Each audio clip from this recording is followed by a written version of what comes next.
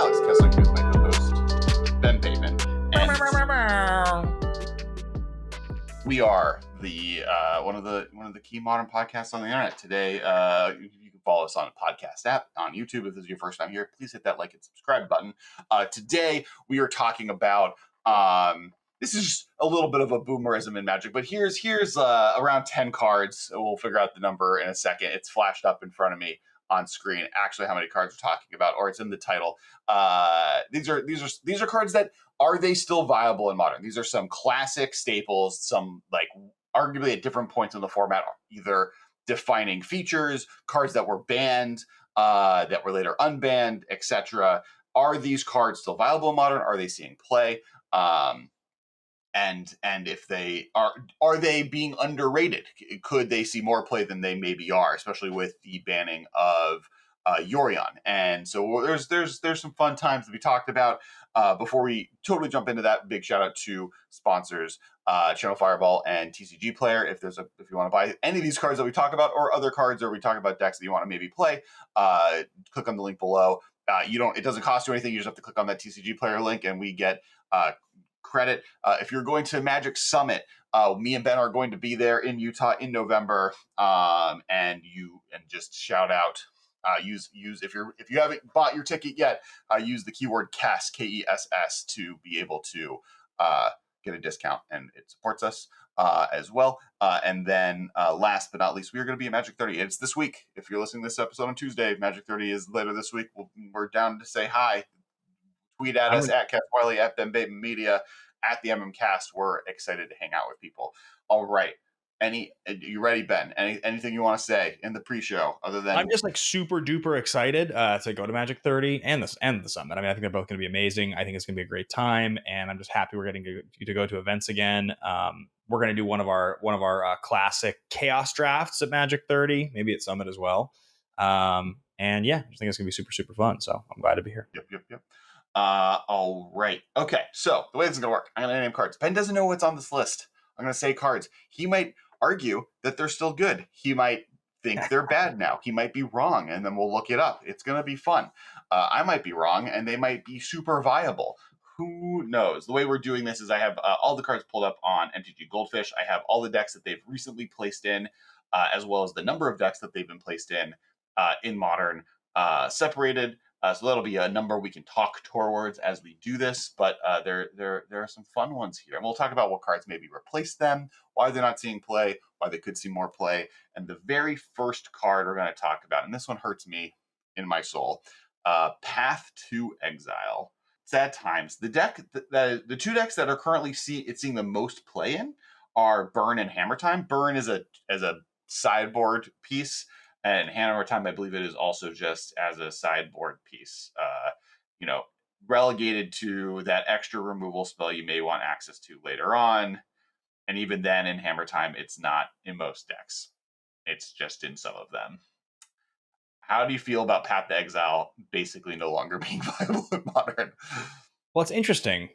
It's very interesting that it's not. There's a couple reasons that it's slid down so far.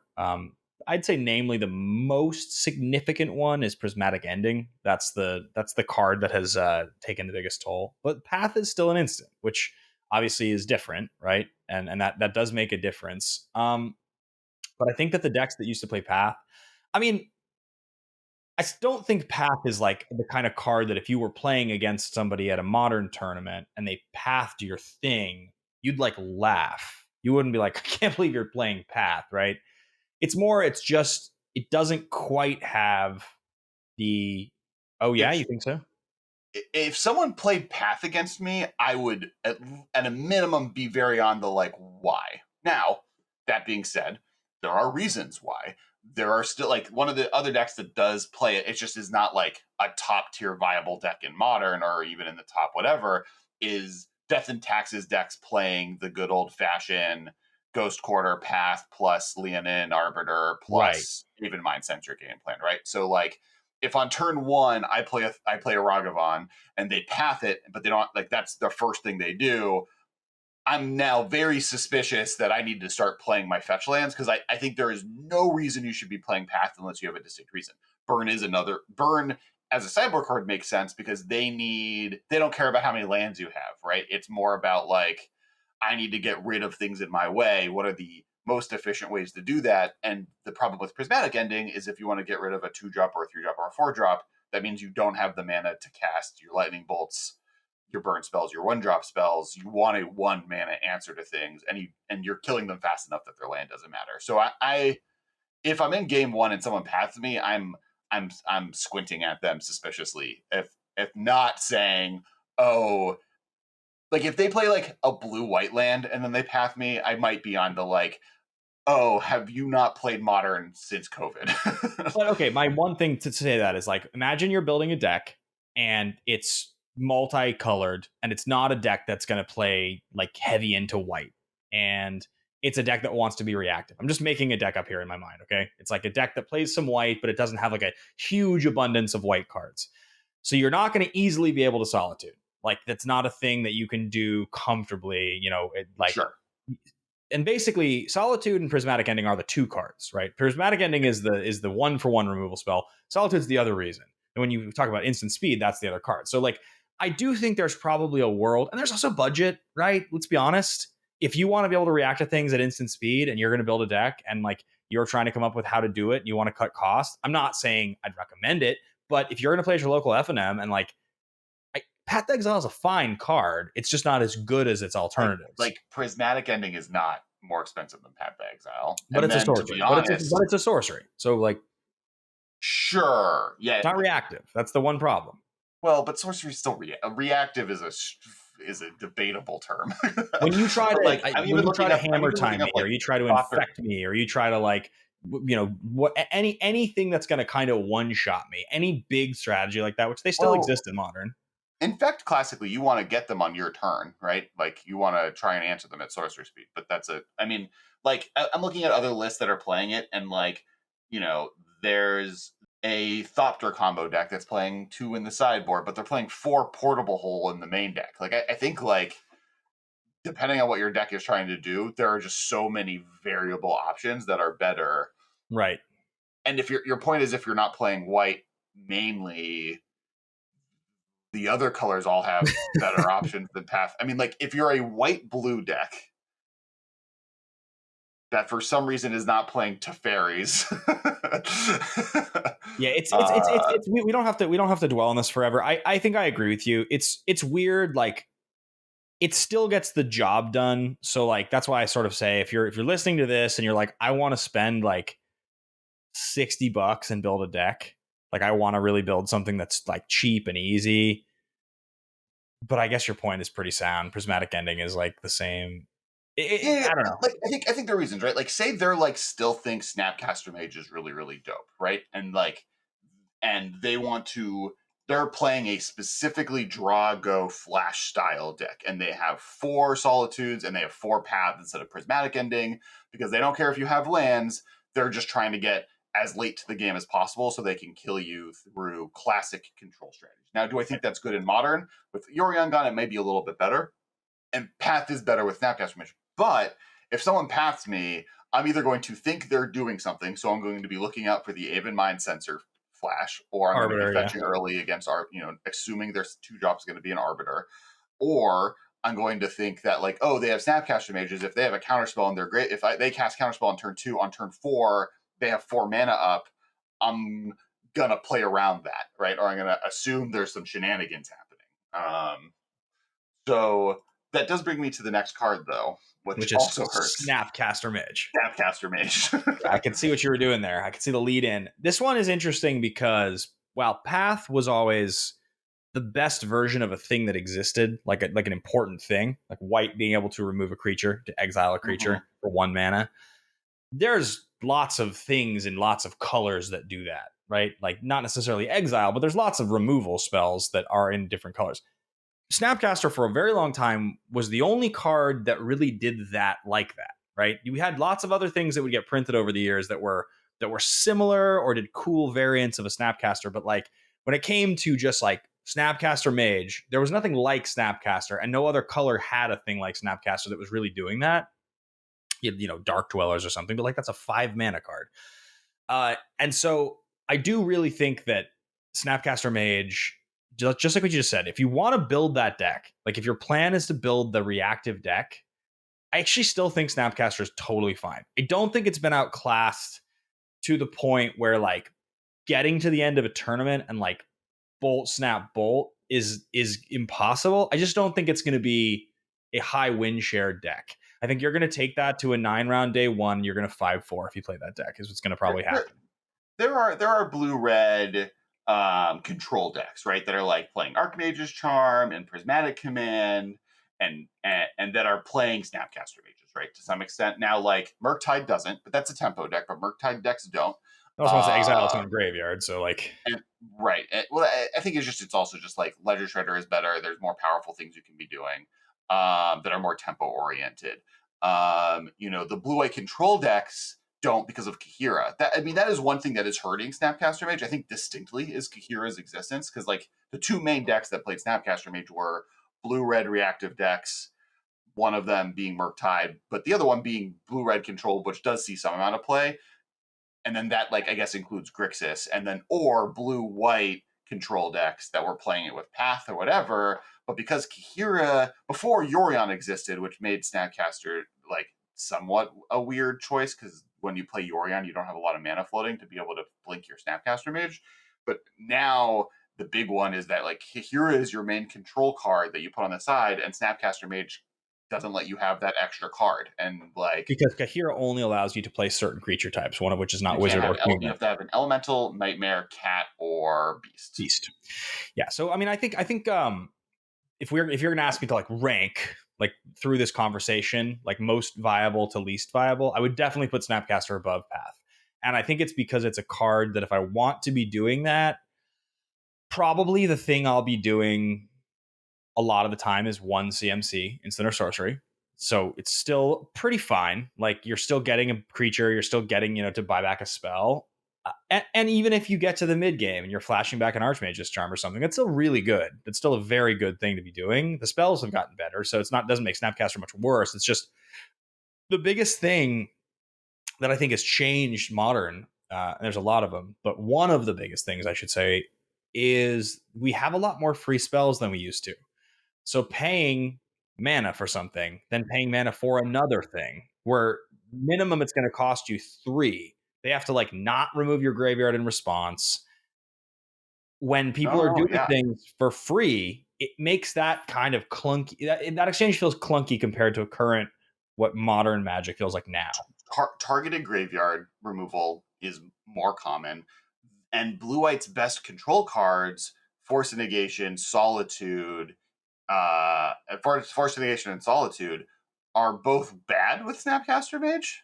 Right. Force of Negation being like a 5-mana mediocre counterspell or negate, and without you being able to pay for it for free, and Solitude obviously not being able to be used with Snapcaster Mage. I agree. I think those are also big features to it. There are just less spells.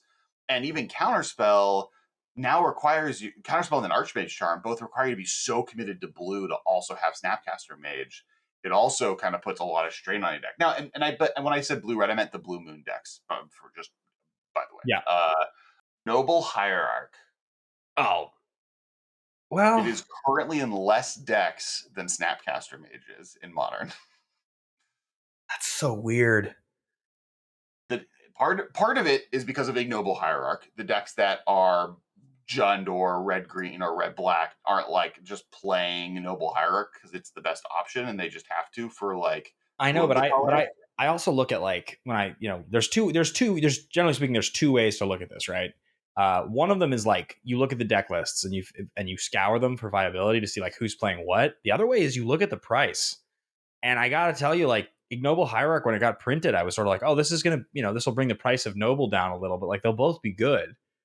Noble Hierarch's not worth anything. It's worth like $4. I can't believe it. That which means if Ignoble Hierarch's worth like $4, that just means that creature in that type in that slot is just not dominant. It's just not played a lot. Like you can't get away in Modern for if something costs $4, it's not going to be a 4 of in a lot of decks. Bant Collected Company is not a deck in the format anymore.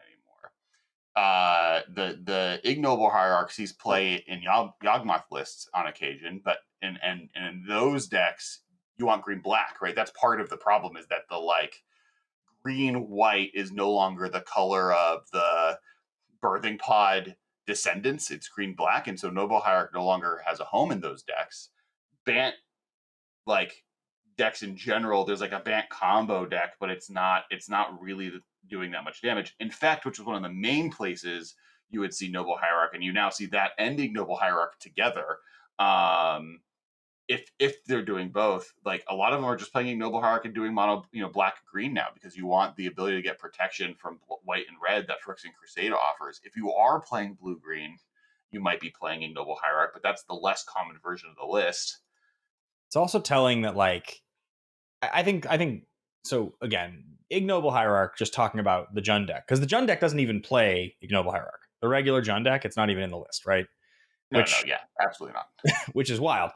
And the biggest reason for that, I'm pretty sure, is because of Ren and 6. Because what you want to be doing is putting a Ren and 6 down on turn 2, and the whole like acceleration mana advantage thing that you get, you're just going to get your lands back. Like, you don't really, and you also don't want to have 3 mana on turn 2 when Ren and 6 is like, or like Dothy, like you don't want like 2 drops really. There's a few reasons. One, I think, and this is true across the map, right? You bring up Ren and 6. I actually think Ren and 6 is on the opposite side of the table, is a bigger problem, right? Like, Noble Hierarch looks so silly in the face of a Ren and 6 that, like, it makes it less viable than it was before Ren and 6 existed. But I think also in Jund, like, there on turn 1, you want a Ragavan or you want a Thoughtseize, right? Like, there's no world where, like, you have enough 1-drops and 2-drops and 3-drop, like 1-drops and 2-drops, really, that jump to 3 mana isn't worth not Thoughtseizing your opponent or not keeping a lightning bolt up to remove their 1-drop. That I think it, like, the Abzan decks could have played Noble Hierarch for years during an era where they were trying to cast 4-drops like Siege Rhino. They never did, right? Like, it was never. I mean, once in a while you would see one, but it was rare. Siege Rhino? What the hell is a Siege Rhino? The 4-mana 5/4 that stopped being relevant when Birthing Pod was banned. I know a card called Sage Rhino. I don't know what the hell a Siege Rhino is. I said it right. You said it the right way. You let us all down. All the listeners were let down by your correct pronunciation. Good. No, I think talking about what you just said, like what you want to be doing on turn 1 with those decks. I think what's crazy is that it's pretty clear to me that the next major ban in Modern is going to have to be Ren and 6. I'm pretty positive that'll be the next card, right? Like, yeah. I mean, like, today I'm on like get rid of Gigantha too.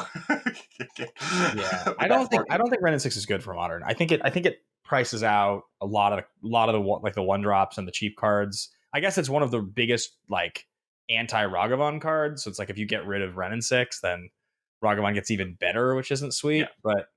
But I still would be. I'm more on the, like, there have been creatures that come down on turn 1 that need to be dealt with for a long time in Modern. That's not like a thing. Like, getting a Planeswalker that can incidentally kill those creatures seems. 2-mana Planeswalker, like we always ask the question, how good can you make a 1-mana or a 2-mana Planeswalker? And like, one of them was called Deathrite Shaman, and it got banned. And now this one is called Ren and 6, and it will get banned because that rate is too aggressive. So I think it should probably go.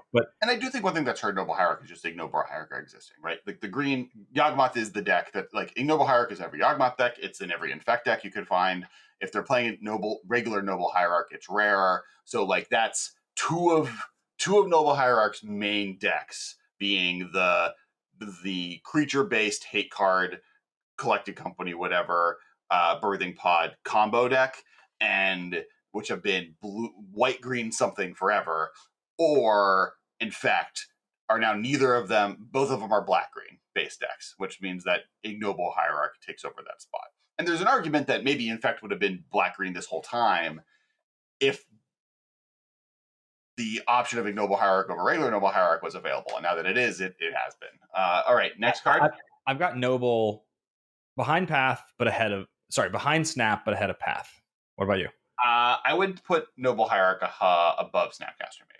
Okay, so right now it's your top card. Because it's colors, right? Like, as soon as a Bant deck that wants creatures in play is good again, because they print a new card that's better than Yawgmoth as a creature combo card, or they unban, like, well, there's like 80 reasons that card could just like the tables could turn in that direction. Snapcaster needs like more of a defining feature of the metagame to change, right? All right, next card, Remand. Oh, my heart breaks as we even begin this conversation. Of these 4 cards, this is my favorite. It's one of my favorite Magic cards ever. It's like such a hard card for me to believe like isn't good anymore, but it is just we have just so. I mean, okay, wait. Before you jump in, nothing replaced Remand. There's not a Remand that exists now that is better. Like that does what Remand does. We don't have a card that does it better than Remand that's like the same. We just have cards that are better versions of the same idea. So Counterspell is a way better card than Remand. Yeah, we have pound for pound better cards. We don't have. This is where I think Remand can come back. If we enter a world where the Cascade decks take over even more so than they have already, Remand gets better, right? Remand is good against the Cascade feature of those decks because you stick the bad card into their hand after they Cascade into it. If there's a reason that, like, yeah, but that I agree. It's sad. I think this was outclassed before Counterspell was printed. I think this has been a long time coming. Just like, I mean, this is what I used to, even when Remand was good, one of the reasons I loved Remand in the decks I was playing was Remand was my easiest sideboard card. Not because it was the first card I took out to put sideboard cards in, because it was good against everyone, but it wasn't great against anyone. It was just always okay.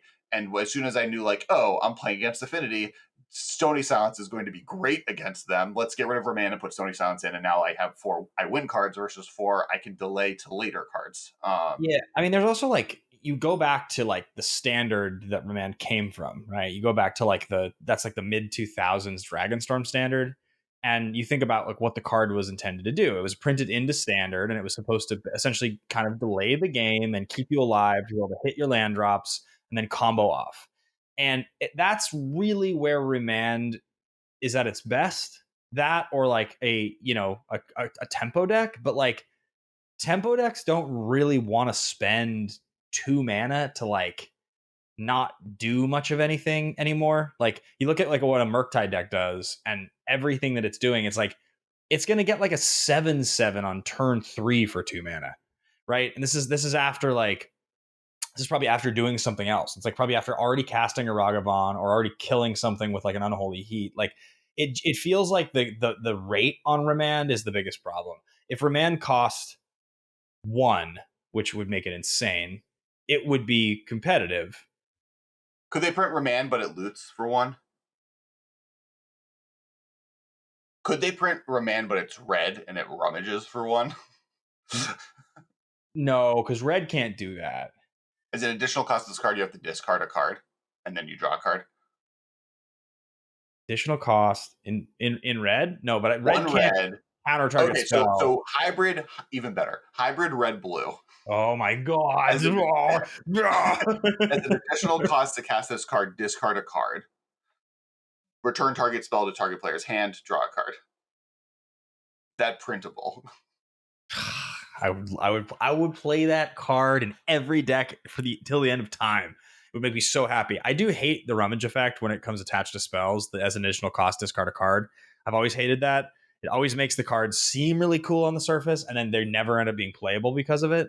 So I'm putting a poll on Twitter right now, and we'll have an answer later on.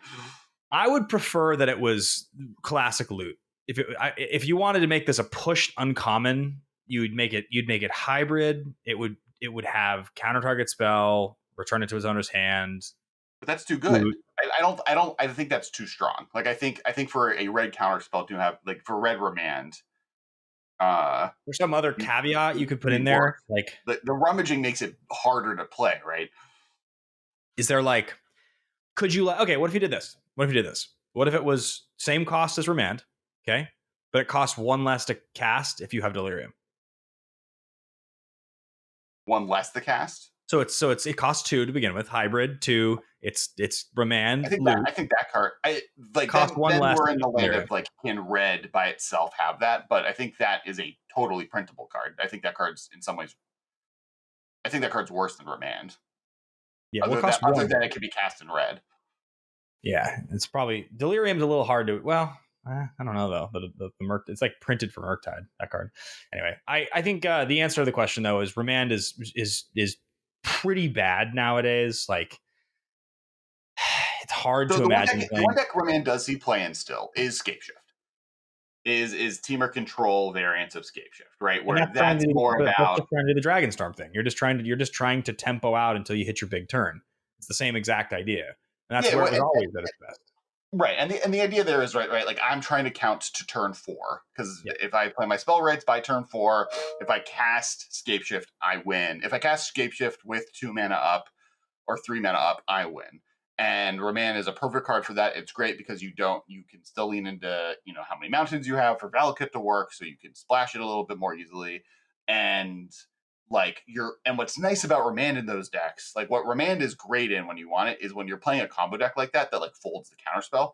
Right? If I like play Scapeshift and they counterspell it, Remand lets you counter your Scapeshift in response to their counterspell, getting your 1 win condition back and stopping them. So I do think Remand has a home. I think it's lower in our rankings. I think it's above Path to Exile, but below Snapcaster Mage and Noble Hierarch. You put it on your list. It's ahead of Path, below Snap. Yeah, I think the decks that a combo deck that wants this type of effect is more likely to be a top tier deck than Death and Taxes decks that like prevent your opponent from shuffling or searching their deck. I put Remand lowest on my list. I think it's worse than Path right now. The one place that we have Remand I think is what? We have a deviation. Deviation. We've deviated on our ranking. Up to this point, we've been pretty close to the same. No, we're mixed up by a card. The one other place I will say that Remand still is good, and this is a unique idea that I think I've talked about on here before. So Magic and Modern has gotten so efficient that there's not a lot of cards that are really good but allow you to benefit much off of a cost reducer. A lot of the most playable spells cost 1. So if you have like an Electromancer or Baral, some card like that in play, like Stormwood, you don't get a lot of benefit off of playing things that cost, like, Counterspell, you don't get anything off of it. You're not going to get anything off of a Consider or whatever. But Remand's one of the few cards that if you snap off the colorless symbol and you play it for 1 blue, it becomes an insane card. It becomes an absolutely insane monster card. Like getting to do that for 1 blue is really, really, really good. And I do think, Storm obviously goes in and out of being a deck, but cost reducers are a thing. Like they are a thing they continually print. And Remand is one of the best cards you can be playing in a cost reducer deck. It allows your turn 3 to be just stacked, right? Like it allows you resolve your cost reducer and allows you to like do something good and also hold open Remand for 1 mana, which and you're drawing a card off of that. Like there's just not a whole lot of that exists in Modern. So I do think that that's one area where Remand is unique and quite good, because relevant effects that cost 2 with a colorless symbol at instant speed, there aren't a ton. Remand might be the best one. Fire Ice comes to mind. Like that's why I have it higher. Like I think Path has been outclassed, right? I think there are better cards than Path, and the only feature of Path that is like even close to considerable, which almost only just makes it as good as some of these other cards we've mentioned, is having a Leonid Arbiter in play. And I think like Leonid Arbiter is a long way away from being a format defining deck. Yeah. You convinced me. I moved Remand up. Path is last. So, like Remand does such a specific thing that there's like 80 different reasons I can think like, oh, Remand would be good. And even to a point of just like, you know what, I have a 59 cards. I can't think of a card to put in right before my tournament. I think you would be fine putting Remand in that slot for the reason I said before, right? Like this is going to be okay always. It's not going to be the best, but I will sideboard it out every game once I know what is best. And it was decent when I had it. Next card. This one is a much brutaler drop off than anything we've said before, and it is Dark Confidant. Ugh. There are 5 total decks on MTG Goldfish that have been posted with it successfully in a tournament. Yet another victim of Ren and 6. Card has been eviscerated by Ren and 6. What's interesting is what sees play instead of this card that gives you this kind of card advantage. Ren and 6, I guess. I guess you're getting your lands back. You're getting effect lands back. Dragon Rage Channeler. Channeler's selection, it's not advantage, right? So Palace Tracker is seeing play now. You have that Luris is gone. You have the Kiki Jiki Saga is now seeing more as a value engine drop. It's a 3-drop, but it's still better than Dark Confidant. I guess 3 mana Teferi comes down, draws a card right away. Well, yeah, outside of, Dark Confidant, if we're honest, has never really seen play out of red or black green decks, right? It's not like Esper was playing Dark Confidant, because often those decks wanted to play 5-drops, and so I think and didn't have good ways to get rid of your Dark Confidant, right? One of the things that Jund always benefited from is worst case scenario, you can bolt your Confidant or fatal push it or whatever, because you. I do think it's interesting that the decks that Dark Confidant used to get played in, I guess, yeah, Ragavan and Renin 6 are, I guess, the two biggest replacements, but in the 2-drop slot specifically, it has been replaced by Renin 6. That's the biggest difference. If Renin 6 was to get banned tomorrow, I think Confidant maybe makes a return. I don't know if it becomes a top tier card again, but it probably makes a return. It is also outclassed by Ragavan. The idea that Ragavan's going to get you the incremental value, in the Rakdos midrange deck, which you would think would be the perfect home for it, Torok is seeing more play. Dwathi Voidwalker is seeing more play. Kroxa is seeing more play. DRC and Ragavan are seeing more play. Seasoned Pyromancer sees more play than Dark Confidant. It's almost too straight. It's too straight of a card. It's too slow. It actually has a drawback that is relevant. You don't want to be losing the life. It there's a lot of options that are just better. And yeah, I think that the newer, it's a true relic of the past, which is so funny because you want to talk about the dollar value of these cards that we're looking at, and at their peak, peak Snapcaster was $100. Peak Noble Hierarch was, I think, close to the same. Remand. I don't think Hierarch ever got over 60, but still 60 is an insane price. It's 25 now, but yeah, I think it's interesting though. Dark Confidant has fallen out of favor in Modern. It's fallen in favor in Commander. Oh, interesting. CDH realized that Dark Confidant is nuts in that because format, you have 40 life. You have 40 life, and you're only playing 0 and 1 and 2 drops anyways, and people don't really play creature removal. So it's it's been interesting to see it moved into Commander and fall out of Modern. I would put Dark Confidant at the bottom. You think it's worse than Path now? Yeah. I don't think so. I think it's held down more by certain cards, but I don't think that if 1 or 2 of those cards were to get banned, it would have a strictly better replacement. I think I'd probably put it ahead of Remand, behind Hierarch. The fact that the deck that wants to play this card that doesn't have red and 6 in it because it's red-black isn't playing it, there's so many things in front of it. But I think the fact that red and 6 is legal is one of the biggest reasons the card isn't playable. I just think it's a 2-1 that costs 2 that doesn't get you a card to the next turn. X1s are unplayable in the format. GG is kind of your point. So yeah, okay. So Brent. Yeah, I think Ragavan's obviously playable because it comes down on turn 1 and it has dash. You look at a lot of the cards that come down on turn 1, they're on the play and they play their thing, they get you.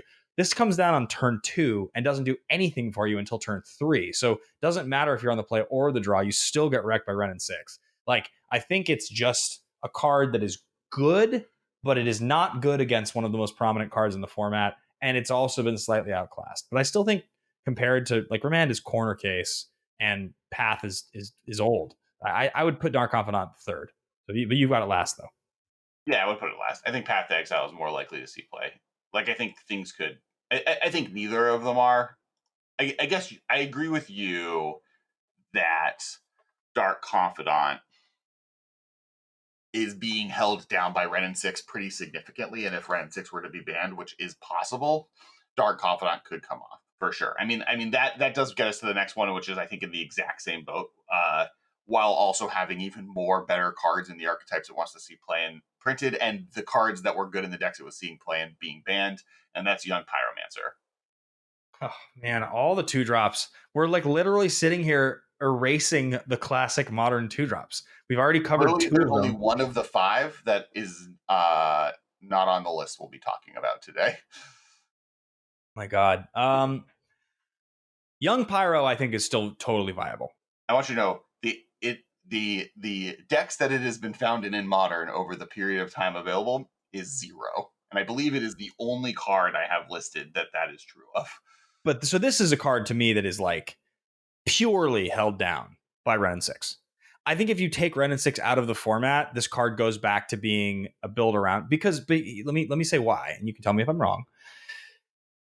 While there are lots of other ways only listeners. While there are lots of other ways to get card advantage in the 1 to 2 drop range that replaced our confidant, there's lots of other counter spells. All the different cards we've talked about here, there's a comp or something that's doing it better. There's nothing that costs 2 and comes down and allows you to benefit so greatly off of playing spells when it comes to creating like damage on the board. If you're going to say DRC, I get it. That card's very good. You get to be reactive and lots of cool stuff. DRC's on the list. I'm going to say Ledger Shredder. Ledger Shredder gets bigger on its own, but it doesn't create additional 1/1s. That's not, you don't get wider. What? Draws you cards. It loots. No, that's great. Ledger Shredder is a good card, but it's distinctly doing a different thing. Like you go back and you look at the pyromancer decks, the Mardu pyromancer decks back in the day, and those are decks that wanted to strip your hand on turn 1, play this thing on turn 2 when you knew that their hand was going to be free, and then on turn 3 you just are playing a multitude of things, and you're getting 2 or 3 additional bodies every turn from that point forward. Like you just take over the game with inevitability. That doesn't have a comp. That's the best version of that effect. But like the decks that want to do that are much more benefited by having a 5/6 flyer that drew them 2 cards and the other spells of those effect, right? Like a prowess spells deck. I don't think Young Pyromancer in the red, not blue ones, Young Pyromancer still doesn't see play, even with Renan's when Ren 6 wasn't around, right? That's not what those decks are trying to do. And in the blue ones, you want to play significantly better cards than this that are out. Now, the deck that might want it back is token decks, right? If you're trying to do a red, that's what Mardu was, right? Mardu was ostensibly a Lingering Souls, Young Pyromancer, Faithless Looting deck.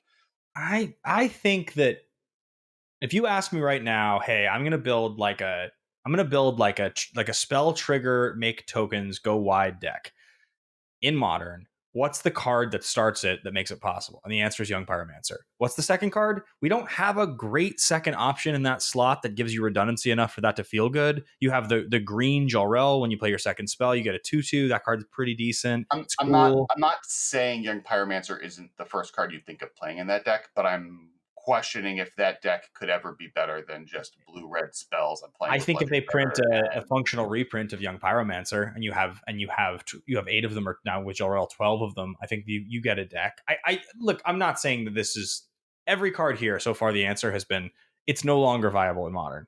Every one of these, I could not make an argument. This list exists, right? I mean, some of that's not true. Like I think Noble Hierarch is not unviable in Modern. It's just Ignoble Hierarch is better in the colors that are currently needing that effect. I put Young Pyro after Hierarch, before Confidant. I put it third.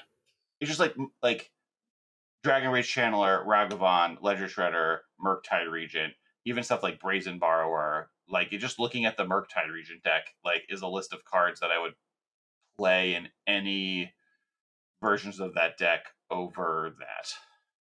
And I think if you want to go to something that's comparable to the old Mardu decks, the Rakdos mid-range decks, which are playing Dragon Rage Channeler, Ragavan, Dwathi Voidwalker, Kroxa, and Torok, and Seasoned Pyromancer are also... I think not only does Ren 6 need to be banned, but you need to also ban Fury. You need to ban so many other Modern Horizons cards to get Young Pyromancer back. Well, I'm not sure if I agree with you, but I'm going to stick to my guns right now, and I'm going to say I put Young Pyromancer third. I think it's too unique of an effect. I think with redundancy, it could make more of a resurgence than you're giving it credit for. Where do you put it? Oh, bottom. You put it after Confidant? Yeah. You're such a savage. Next card, and this card I think could come back at any moment. It's what decks is in, but it's Prized Amalgam. That's one of your favorites. 1 blue, black, 3/3 creature zombie. Whenever this creature enters the battlefield and the graveyard, you cast it from your graveyard. Return Prized Amalgam from your graveyard to the battlefield. Tap at the beginning of your next end step. It is currently seeing play in 27 decks. 23 of those are just straight up dredge. 4 of them are Crab Vine decks. I think just one day dredge might be good. Graveyard Hate is too good now, and different effects are going to hurt it. I do think it's cool, like, because we haven't talked about this, but do you know that Surveil has become Evergreen. Yeah, I saw that. evergreen, as has Landfall, and so Otherworldly Gaze now says Surveil 3. Yeah, I saw there was 3 or 4 cards that became much better with everything being with Surveil being evergreen. There was the spy bug, Dimir spy bug. That's an interesting one too. Whenever you Surveil, it gets a counter on it. Yeah, I mean, this is I I don't think think it's modern viable, but I think like Surveil being better means Dredge is going to always be something to look at. I think it needs a big shot on the arm, and I think it needs Graveyard Hate to go away. But I think prized amalgam for like what it's doing in modern, if that strategy was to come back in a big way and they wanted a card for its slot, there isn't a card that is clearly better, and that's still a powerful strategy. That I think it's totally reasonable to think that this card, like if you had said to me right now, like you know, how many decks does Prize Amalgams you playing in modern? I would have guessed more. It feels like it's still a good thing you can be doing. So I think it's still pretty viable. I guess just it not seeing a lot of play is more of a function of like, I think it's more of a function of the fact that the free spells, the reactive free spells, and it's funny that the way that most of them were designed, or at least the 3 that see the most play, they've all kind of nuked a lot of older strategies. Like the way that like Fury has essentially made it so that like every X1 based deck no longer gets to do its cool thing. It just gets invalidated by one free spell your opponent has. So you just can't really run the risk. And you can't wait for your opponent to tap out to combo off on a creature deck anymore because Solitude exists. So like you just know that you can get caught.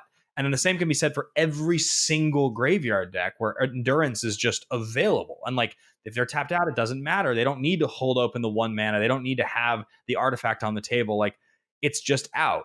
And I think it's made the sort of sequencing of like what Dredge is doing, for instance, which is an unfair thing. It's stringing together all of these unfair effects to completely take over the game. All the hard work you do to take advantage of those unfair triggers becomes immediately invalidated if your opponent's like, yeah, I'll just like flash in this endurance for nothing. I've already built my board. Your whole game plan just got nuked. So now the 2 cards I have left are going to beat you because you have nothing left. Like that's what it feels like. like I think like Phoenix has a better chance than Prize Amalgam to be good again, right? Like it's hard because of that, or even like Vengevine in Hollow One decks, right? Where it's more like my game plan. The turn I get all the stuff into play happens all at once. Like I'm not like building my graveyard up to benefit from it. It's I do a bunch of things and those things come into play for my graveyard. Still weak to endurance, but in that situation, you're like you're keeping your hand full and you're able to be resistant to it. I do love the Hollow Vine or the Crab Vine decks that are popping up and have won a few 5-0s, and those can benefit in a similar way, but are able to also just like play to the board because a 4-mana 4/3, if your opponent has been like endurancing you, is fine. It's like it's the old like cast Arclight Phoenix plan. Sometimes a 3/2 haste flyer is good enough. I think with amalgam, the biggest concern is like, so there are some types of cards in modern I think that will get banned. I'm pretty sure Ren and 6 will get banned eventually. I think it seems likely. It that feels like it's on the horizon, and probably Ragavan will too. I think those are both pretty good bets. But I don't think endurance is ever getting banned. I don't think that's ever going to happen. I think endurance is going to be a card that's available and legal forever, and that means that it just means that modern has functionally changed. It's fundamentally shifted, and there are just some things that are just not as good as they used to be. So I can't say that Prized Amalgam will ever be. I couldn't put it at the top of this list because I don't think it has the chance. I'd probably put it right in the middle of my picks. I'd go like probably because I still have an apparently unrealistic and unreasonable amount of faith in Pyromancer. I'd probably put it behind Pyromancer, but ahead of Confidant, right in the middle. I would put it ahead of. I would probably put it so what are the? I would put it above Path. I would put it above. Right now, your list goes Hierarch, Snap, Remand, Path, Confidant, Pyromancer. I would put it above Remand. You put it third.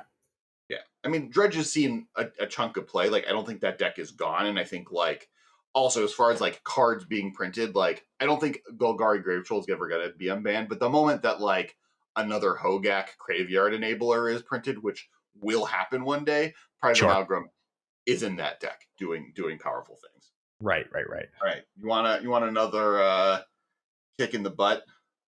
Is this an Alex Kessler favorite? Are we talking Goyf or no? Are we talking something else? No, this is Collected Company. Oh, this one hurts. One of my favorite cards of all time.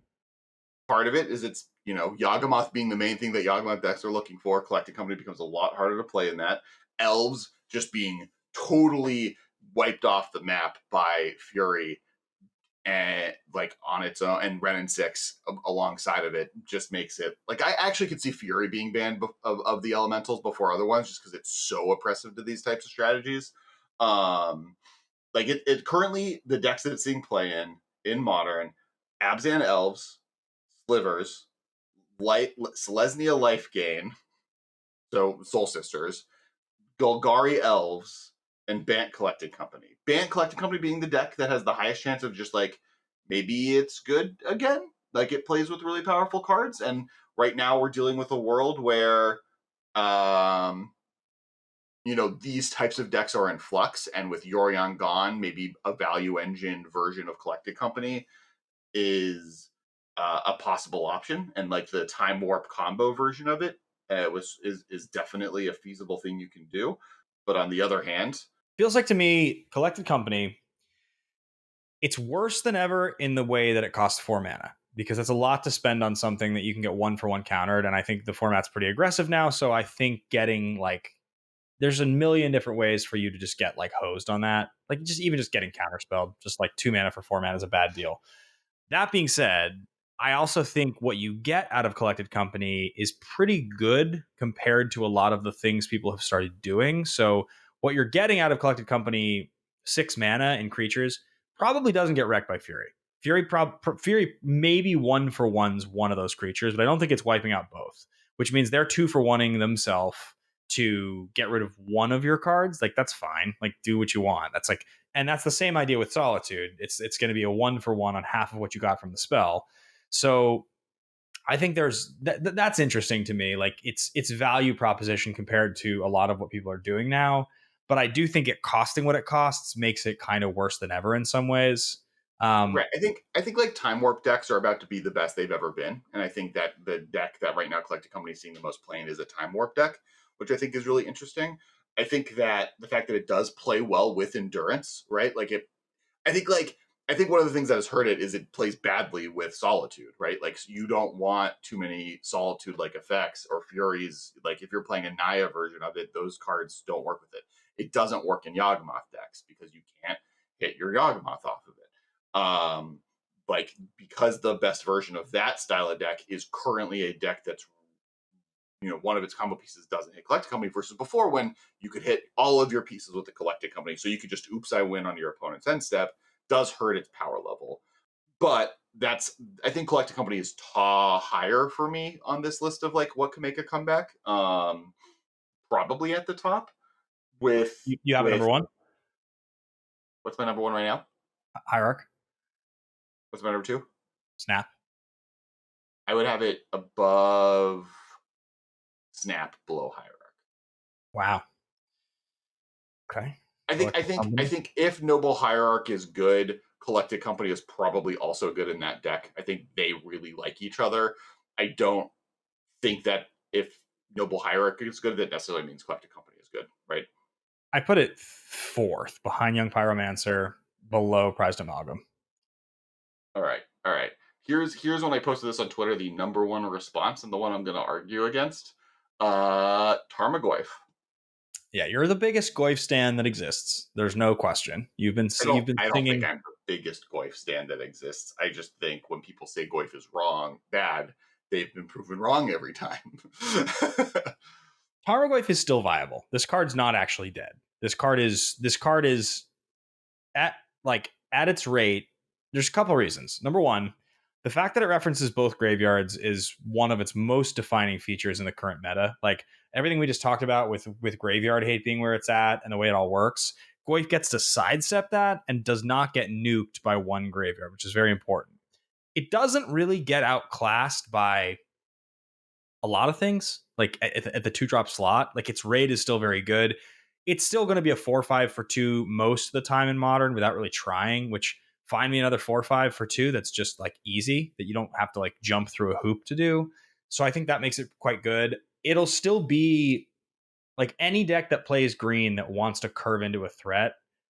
It'll always be a consideration. It's not, there's not a reason we aren't playing Tarmogoyf. There's just other decks right now that I think are better and more powerful. Well, so that's where I disagree to an extent. I actually think John, like, I know I've been hype on John. I'm a John player, but last week we had Mason on, Clark?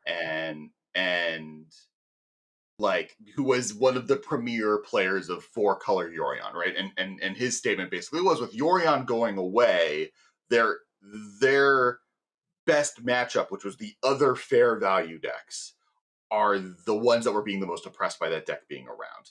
And Jund, with the inclusion of both it being one of the few decks that now gets a companion that's good, it's the Gigantha deck that benefits from it. It is also, we've been talking about Ren and 6. It is the premier Ren and 6 deck. It also has gotten more powerful cards like Soul of Windgrace and the enchantment, Fable of the Mirror Breaker, right? The Kiki Jiki enchantment. Like, it's seeing a lot of play and pretty much putting up pretty decent results. It already, if you look at the like most played decks in the format for the last 30 days or whatever, it was in the top 20. I believe for the last 7 days, let's see that. Where does it fall there? Because it was higher there. It's in the top 15. And so, like, I do think as far as decks go, that deck is getting better and better, and Jund, and Tarmogoyf is important to that deck. If that doesn't end up being the best value deck and people over time figure out a better one, Tarmogoyf falls farther down the list. But I still think Tarmogoyf is the best at, like, all the other cards we've talked about today, I feel like have been outclassed by something. Either their entire archetype around them is no longer viable, or there are just better cards for the same mana cost than what that is doing in those colors, even if not the strategies that they were playing. Like, that's not why Tarmogoyf is still 4 of in the decks that it's seeing play in. Just those decks are fair decks, and they were previously not very well positioned in the metagame. I had the funniest memory just now, and it's such a boomer. It's fitting for us being a boomer podcast right now. I remember in the summer of 2006, I was working a retail job, and I was like playing Magic in Seattle, and I was like, going to tournaments and stuff, and I was trying to like build a deck like in my head, right? But I didn't have a smartphone yet in 2006. I didn't own one. I got my first iPhone in 2007. And I remember using receipt tape in my retail job and writing out my deck list idea on receipt tape by hand during work. And I would like just come up with whatever ideas. And I like remember like writing down Tarmogoyf on my list, and like, be like 4 Tarmogoyf, like 4x Tarmogoyf. And like, I didn't have them because I traded them away. I've told the story before, but it's so funny thinking back, like 2006. That was so long ago. Tarmogoyf's been good since 2006. Crazy. Card's never not been good. So I put it number 1. I'm assuming you put it number 1 as well. Yeah. I think there's, like, this was the number 1 card people brought up, and I think they're wrong, right? I think like this is actually just a staple in Modern still. It's not what it was, right? I think that's where the differentiation, right? It's how literally Ristic Study, who I definitely recommend checking his channel out, just released a video, and like he was even mentioning, the fall of the king. Like, it used to be the best creature in Magic, and it is now a decent creature in Modern that is good in a strategy that's not the best strategy in the format. And so that's where it's fallen to, which is far from where it was. Next card. This one will hurt you a little bit, and this one I definitely think has fallen, I think, just off the map. If it's near Superior, you can just stop right now. Cryptic Command? Cryptic Command? Oh God. Archmage's Charm has just like invalidated this card. It's like counterspell. I think like the fact that it's not seeing play, or a lot of play, in the like Bant Control Time Warp combo decks. I think Cryptic was always precarious in Modern. Like, It was always a card that was like, wow, like the good decks are really playing like 3 of this like 4-drop. It's like seems so obvious when you have it, but that was also in the day of like, in the days of Snapcaster being a big deal. And when you can hold open Snapcaster 2-drop as like your thing, that or Cryptic, it's very if Snapcaster stops seeing play, then it really means Cryptic Command is not far behind, because 4 mana, like we just talked about with Collected Company, it's just too much. You could just so easily get 1-for-1 and take such a bad loss. The best decks aren't playing things that cost 4, really, or if they are, they're playing them for extremely specific reasons. There's just not a whole lot of reasons to play Cryptic anymore. I feel like in this modern, Cryptic is it's not doing something that is unique enough anymore where I feel like it even like I think Cryptic might be the worst card on this whole list. Maybe it's better than Path, I guess. But I feel I like think it's for better than Dark. me, I've No, I got think you're Confidant right. third to last. I think I would say it's better than Path, because Path like has just been 1-for-1 outclassed. Cryptic is like still a card. It's just not doing like even I don't know. Remand. Like Interesting. it hasn't been outclassed in the same way that Path is that the exact analogous card is there are better versions of it, right? But like counterspell, force and negate, the amount of counter spells, Yeah, archmage charm, some of the charms out of even yeah. Needle Out of Penna are Strixhaven, bet yeah. like there's just so many fire and ice. Like I've seen Venser shit like the original 4 mana creature Venser more commonly in lists going through the Prismari command sees a lot of play now. Like, Prismari command. Like there's so many better value spells like this that are out there that are easier to cast. Like the one place I see this is in like Eternal Witness Time Warp decks might play one just because you can rebuy the Eternal Witness game plan with it, which is like you can double fog. right. Even then, in those decks, which is at its best, I like don't even think it's the best card to be playing. So it like Do you it's put real it hard. so your bottom 4 here is Remand, Path, Confidant, Pyromancer. Where do I you think put this will it? work. I would put this below Pyromancer. So it's the worst for you. Yeah, I agree. I put Path worst. Our lists are pretty different, actually. Next card. And this card is less the card itself and more the archetype, which is Elvish Archdruid. This is just a pure, like, it's a pure victim of Fury. Nothing else we've talked about, nothing else. There's not a single other card in Modern that has actually made elves invalid. Like even Ren and 6, like just going 1-for-1 against an elf, who cares? It's just purely a result of the fact that there's a free card designed to wipe out small creature decks that have to go wide, and they don't get to make tokens. They have to actually go wide. It's not like a young pyromancer deck where like if I make a bunch of tokens, like Fury will just like wreck me, but I got lots of value. This is purely like I'm casting those cards and drawing cards off of them. And I think if they were to ban Fury, elves would come right back. So I still have this card pretty high. Yeah. I think I agree with you. I think Plague Engineer did a lot of work before Fury was printed, right? I think like both of those cards did, and if like Fury goes away, Plague Engineer comes back as a major sideboard card in the format. Uh, and I think that like in both cases, but like I mean, this is why I've argued that they should just unban Punishing Fire, because I actually think like Punishing Fire is less damaging to the format than Fury is, and I think it would like maybe not even see play. Right.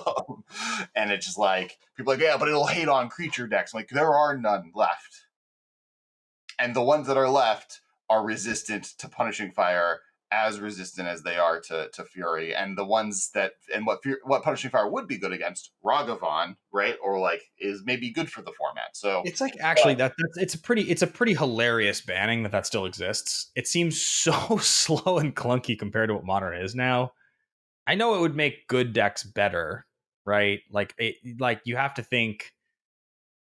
only think that the four does. color decks that like Well, but are those already, who knows if those are 4 color yeah, anymore, with and like Yorion. it's you can't play it in any of the Cascade decks.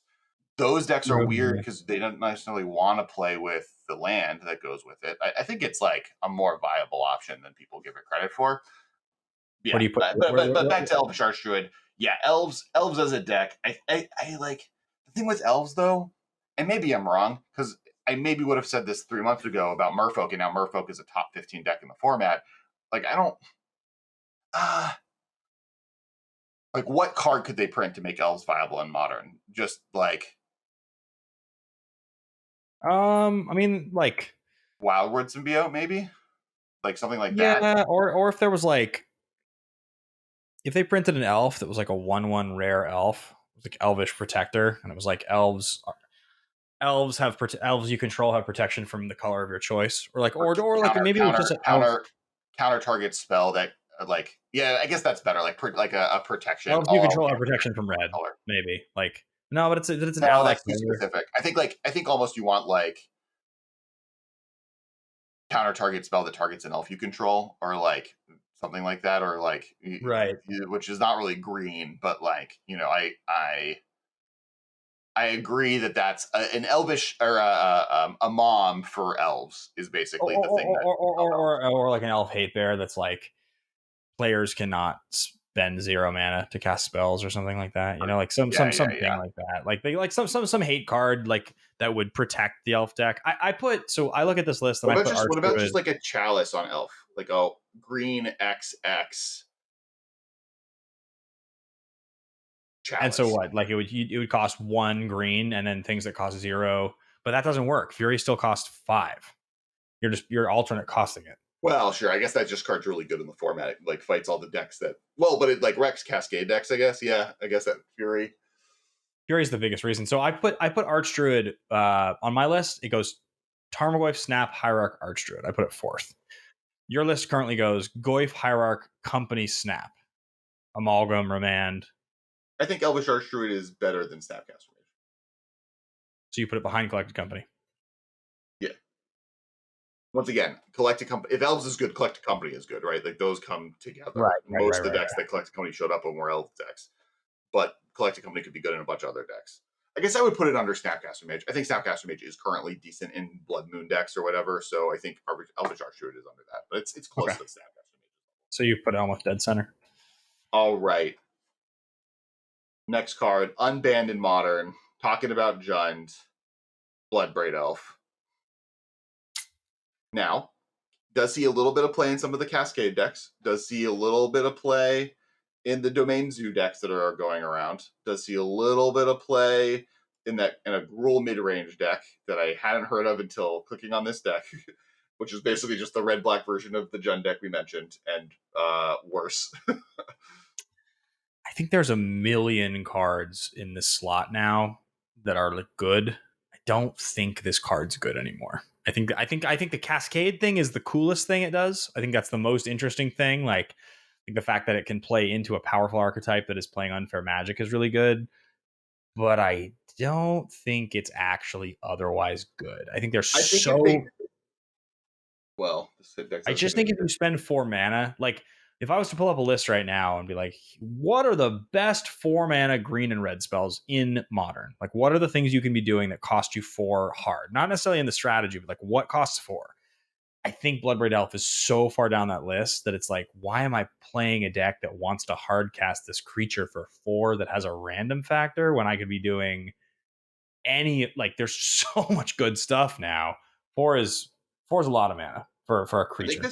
I think this is in some ways one of the cards that hurts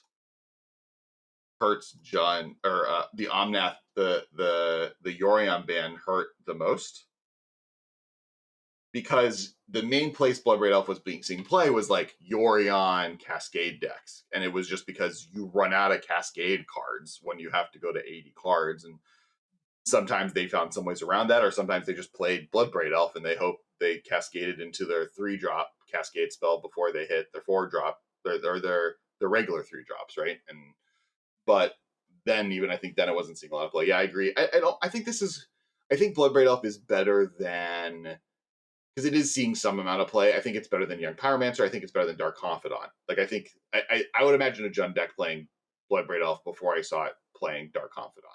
So I have this And third to the bottom. My worst is Path. My second to worst is Cryptic. My third to worst is Bloodbraid. Currently, your bottom 4 goes Cryptic, Pyro, Confidant, Path. I'd say this is better than Path. How about Remand?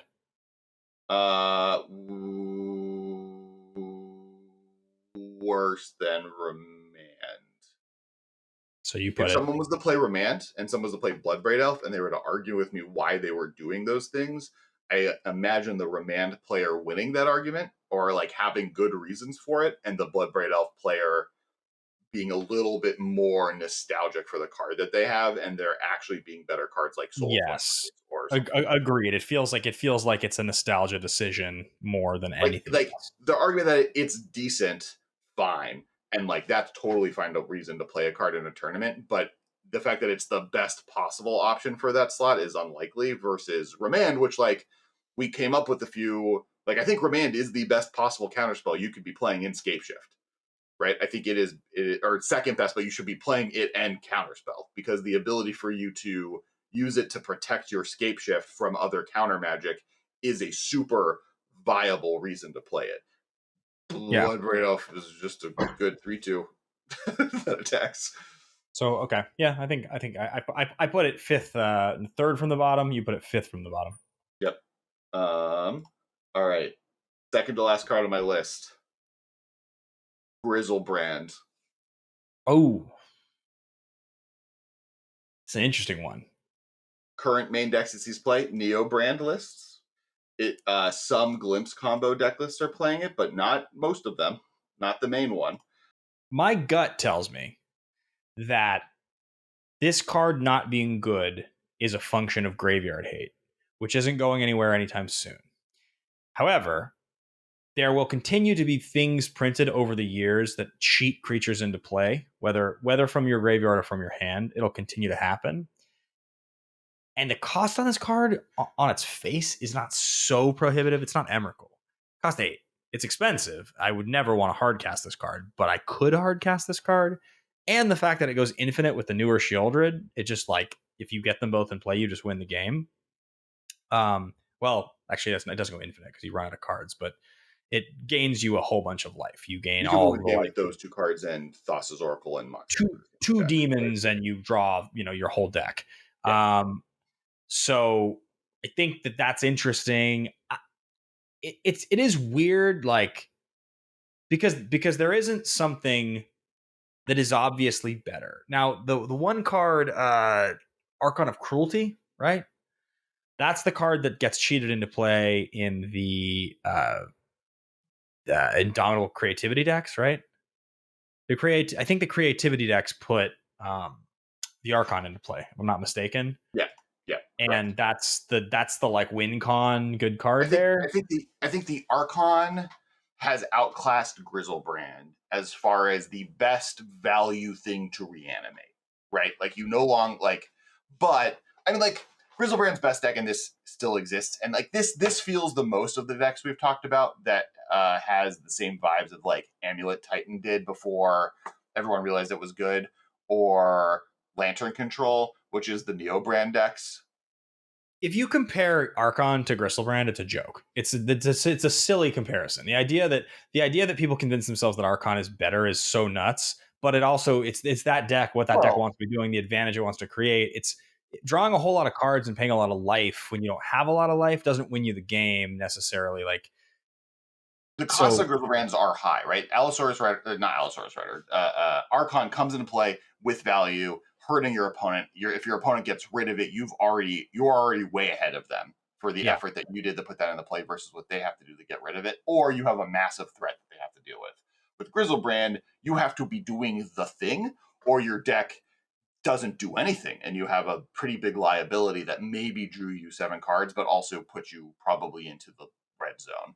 But I do think my point was saying before, the Neo Brand deck is a real deck, right? Like the Wizards prints the right type of card that maybe gives you protection to your combo that the deck currently doesn't have, or it gets a few more blue cards so it can play Force Negation more reliably, or or subtlety, or like whatever it needs to be able to make this deck work. Like this is still a turn 2 I win the game deck that exists in Modern, and I don't think that has gone away as a viable strategy.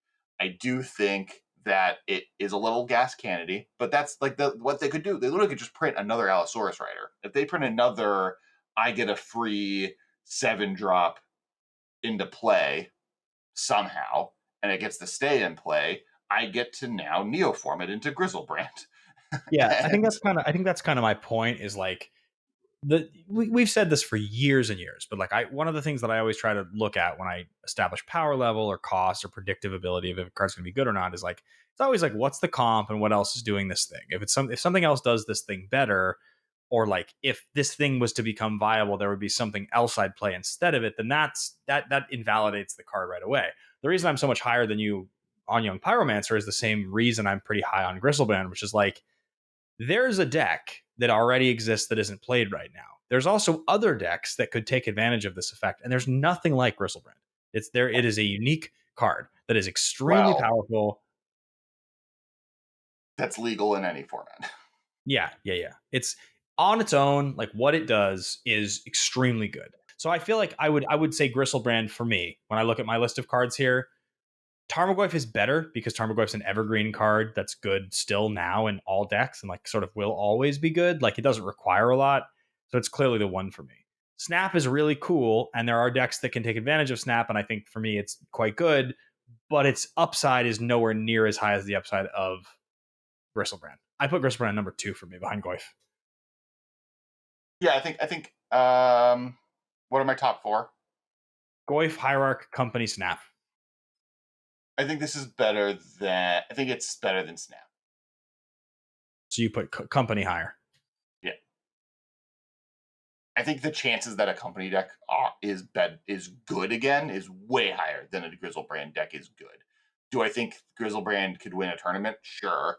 Do I think Wizards could print a card that breaks Griselbrand? Yes. Do I think if Griselbrand becomes a card that is a top tier deck in the format, that deck survives a banning announcement, I think is also very low, right? Like I think if Neobrand becomes a good deck in Modern to the extent that it is more than 10% of the metagame, deck goes away. I think if a collected company deck goes there, that's what Wizards wants. Wizards wants a collected company deck to be 10% of the metagame. That would be a win for them if they could figure out a way to do that. I think like if there's someone at Wizards being like, how do we make Modern better right now? I think there's a flag in my head that hope is like, how do we make a collected company more viable? I would agree. I would agree completely. Yeah. And Griselbrand is, oops, we made Griselbrand more viable. Who thought that putting sneak attack into Modern would have done that?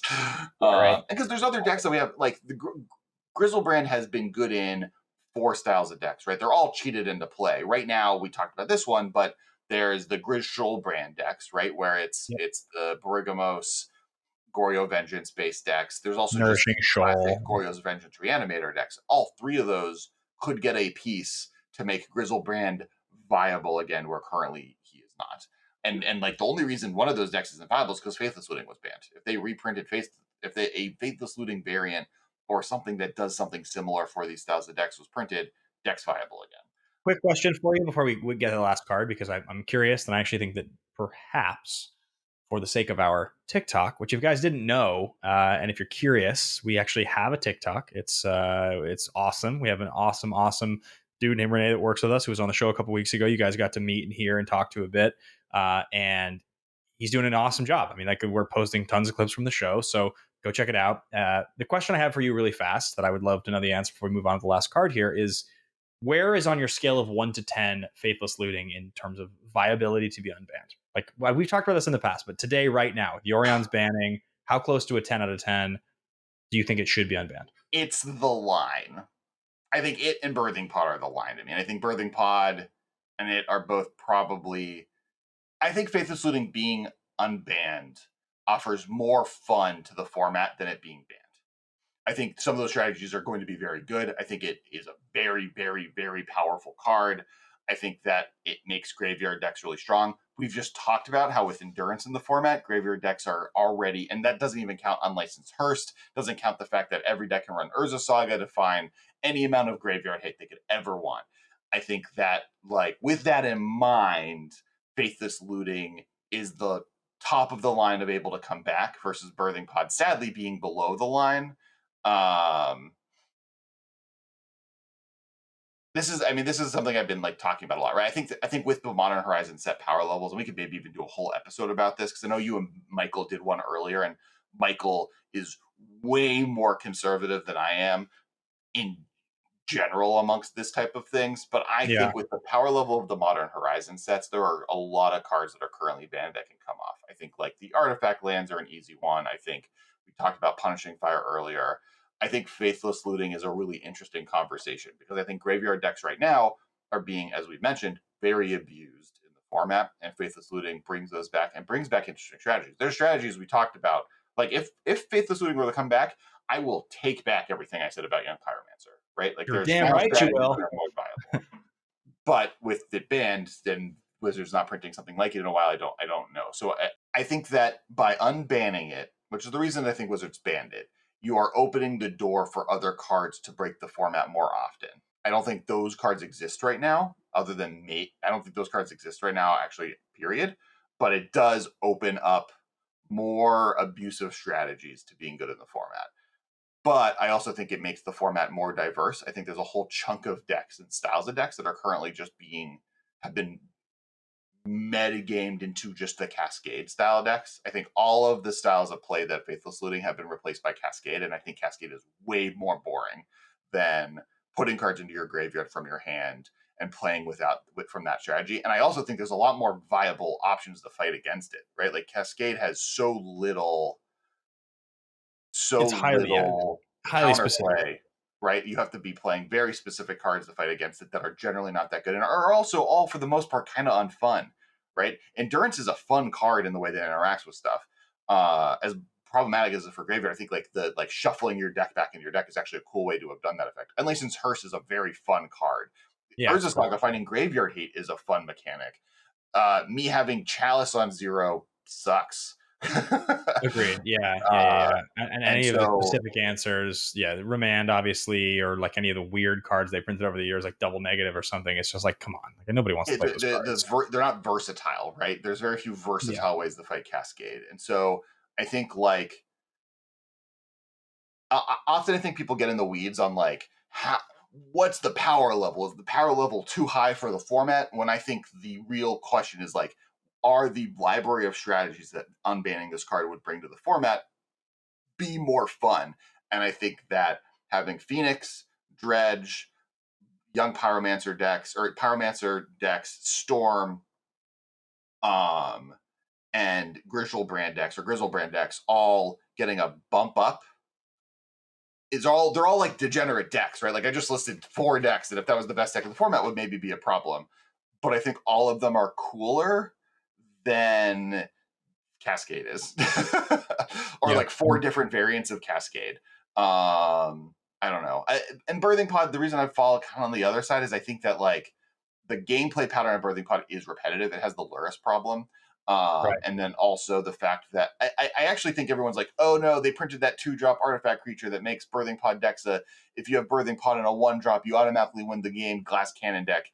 I think that's actually less problematic to me. Like there's a reason that the best Birthing Pod deck when Birthing Pod got banned, which was when Birthing Pod was competing with Treasure Cruise as a card being the best card in the format, and Birthing Pod was better than it in many like arguments to be made.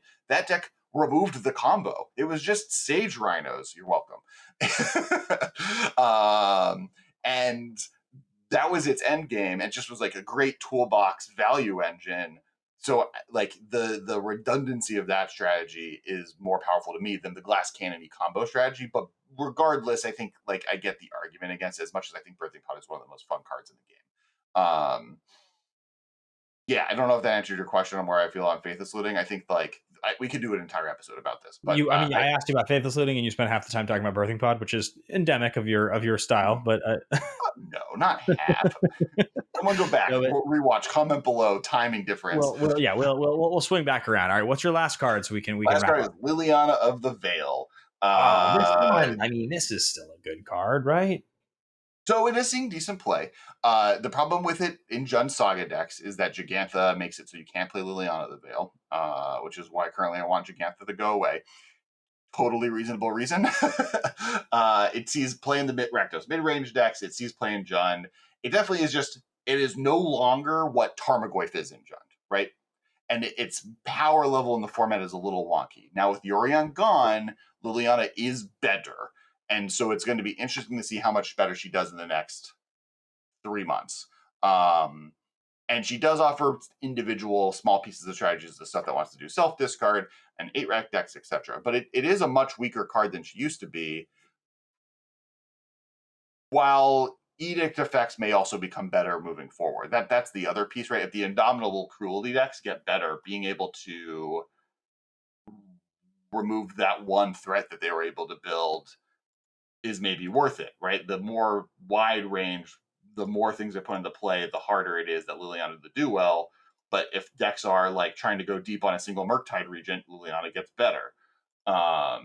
In the old days, we used to talk about years ago, like 5 years ago, 4 years ago, we would talk about how a 3-drop that comes down that doesn't do anything when it comes down is the like lowest. It's like the lowest ranked thing of like something that's good. And Liliana is one step above that, right? Because it does something the turn it comes down. So if a 3-drop like a Tireless Tracker or something of that ilk, Knight of the Reliquary, for instance, which got completely classed out, if that's the lowest, Liliana was always the step above that, which is it's a 3-drop that comes down that does something right away. And for a lot of years in Modern, you could get away with doing that because it held enough value and it was sort of inevitable enough that it was a good thing. When you look at what we've talked about tonight on the show, every single card we've mentioned and talked about the reasons these cards are outclassed, there's a common theme amongst them. And it's that they either are played for free, they cost 1, or they cost 2. Every single card. DRC, Murktide is essentially cast for 2, Renin 6, Voidwalker, Ragavan. It's all 0s, 1s, and 2s. So I think it should be pretty clear why Liliana's not as good as it used to be, because it is not on the scale, and it was never on the scale of 1 and 2 drops. It's just that 0, 1, and 2 drops have become so much better than they used to be. Liliana feels a step slower, and it is. It's a turn slower than the things that people are doing and winning with right now. I still think Liliana does a really good thing for its cost. I still think it is, if you can construct your deck in such a way, and by the way, your deck gets to play a lot of those powerful 1 and 2 drops, which is one of the reasons it's good. You get to play Renin 6, you get to play Ragavan, you get to play Thoughtseize, you get to play Voidwalker. Most of those cards are your 1 and 2 drops. Liliana gets to cap you off, and if you can get to 3, it's really good. But in terms of top 3 Planeswalker all time, one of Modern's best cards, which is like what it used to be 5 years ago, I'd probably put Lily on my list here, like ahead of Young Pyromancer, below Elvish Archdruid. Nah, you I have put it at that way Archdruid. higher. Yeah. I probably have it above Collected Company. Yeah, my list goes Goyf, Griselbrand, Snap, Hierarch, and then Liliana. I put it 5th. Where did we put? What was the last card? One before this? The last card we did right before this was Griselbrand. So your list right now, because this is the last card. Where did I put Griselbrand? You put Griselbrand 4th. I'm going to read you your list right now because this is the last card. This is your list. You tell me, and I'll go a little slow in case you want to adjust on the fly. Your list goes like this: Tarmogoyf 1, Hierarch 2, Liliana 3, Collected Company 4, Griselbrand 5, Snapcaster 6, archdruid 7, amalgam 8, Remand 9, bloodbraid 10, path 11, confidant 12, pyromancer 13, and cryptic command 14. Does that sound accurate? Yeah, that sounds right. I'm happy with that. So that's Alex's final. Mine goes. I think you could maybe argue Collected Company over Liliana. That's like the only one I'm a little suspect on my list, but I'm also gonna stick to my Liliana fandom club. And my final list goes: Tarmogoyf 1, Griselbrand 2, Snapcaster 3, Hierarch 4, Liliana 5, Archdruid 6, Pyromancer 7, Collected Company 8, Prized Amalgam 9, Confidant 10, Remand 11, Bloodbraid 12, Cryptic Command 13, Path to Exile 14. Do you feel comfortable with that ranking? There's obviously one that you think I should change. No. I think my list is correct objectively, right? So I think the more your list is not my list, the more wrong it is. But do you, as you think that you would change it now? Yeah, I'll change it slightly. And for the record, this is the moment that we would like all of you in the audience to hit that like and subscribe button, but also comment your list. I want to hear what you think how would you rank these cards is most likely to make a comeback in Modern, or most viable currently in Modern, to the bottom, which is least likely to ever be good in Modern again. I moved one spot. Everything else was correct. I moved Young Pyromancer down one spot, put Collected Company ahead of it. That's the only thing I changed. Okay. So Collected Company became number 7. Pyromancer became number 8. Otherwise, I think I'm correct. Griselbrand might be high.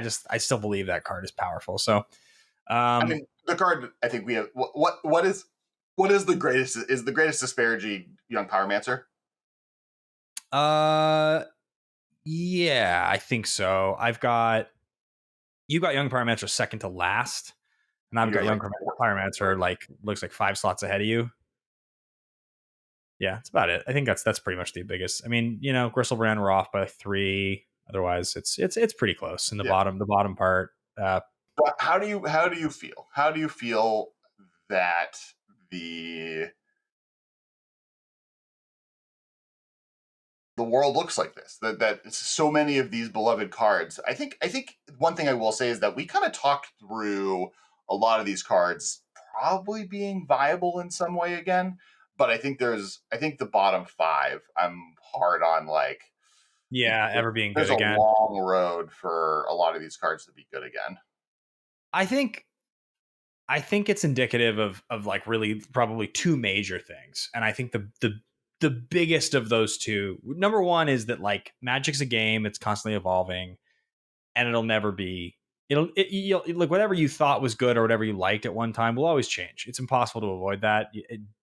They couldn't be designing good, cool new cards if it wasn't going to change.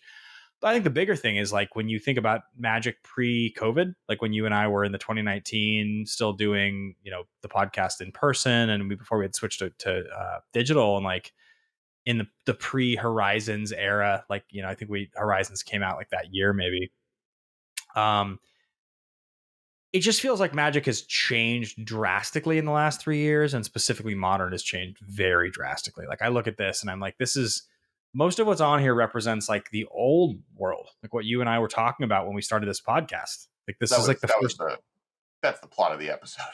Yeah, it's like most of the first 3 or 4 years, this was the dominant stuff that was good, and almost all of it is like we have to argue to even try to convince ourselves it might be good again. So yeah, I mean, Modern is becoming legacy. We all know that. Like, well, so I mean, that was there were stuff like, so for instance, someone, I don't agree with all of them, but at Green Sky Dragon, Through the Breach, Goryo's Vengeance, Burning Inquiry, Thalia, Slippery Boggle, Spell Queller, Arcbound Ravager, Glistener Elf, Arclight Phoenix, Anger of the Gods, Abrupt Decay, Assassin's Trophy.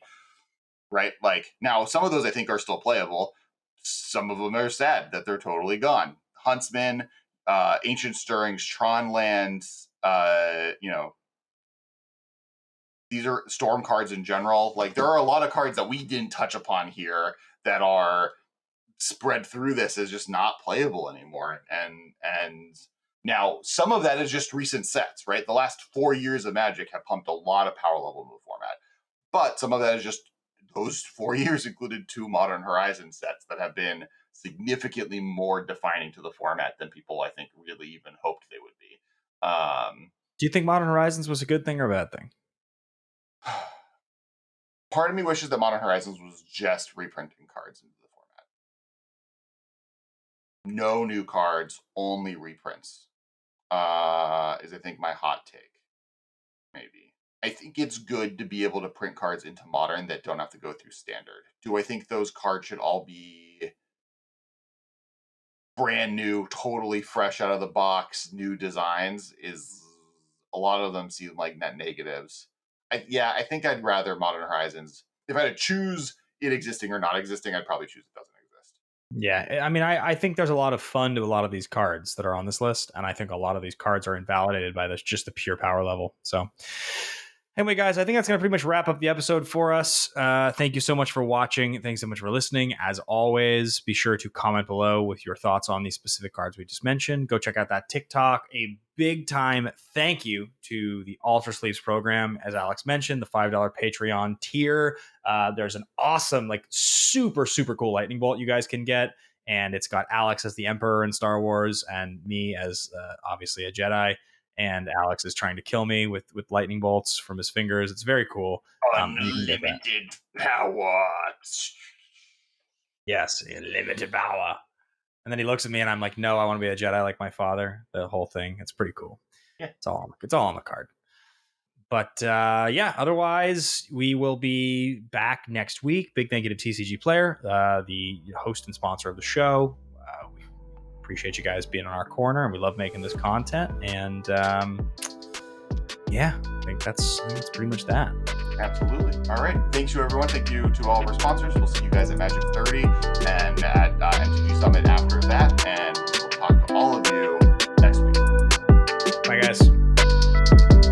This has been a production of Time Traveler Media, sending podcasts into the future.